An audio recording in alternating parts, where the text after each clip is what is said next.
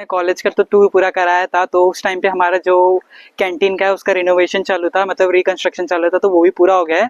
और इधर मेरे पीछे एक चीज़ और है, ये जैसे कि आप लोग ये देख रहे हो, ये है सृजन कुंभ का एक सिंबल जो रिसेंटली हमारे 2026 में बहुत अच्छा खासा इवेंट हुआ था सृजन कुंभ का, जिसमें इसरो के साइंटिस्ट तक आए थे और बहुत सारे टेक एक्सपर्टीज भी आए थे जो बहुत सारा कुछ सिखा है। 2 दिन का पूरा ये इवेंट चला था। इसमें काफ़ी सारे कंपटीशन भी थे, जैसे ड्रोन से रिलेटेड, स्पार्केथॉन, बहुत सारे प्राइजेस भी थे। तो हमारे कॉलेज में ये होता रहता है।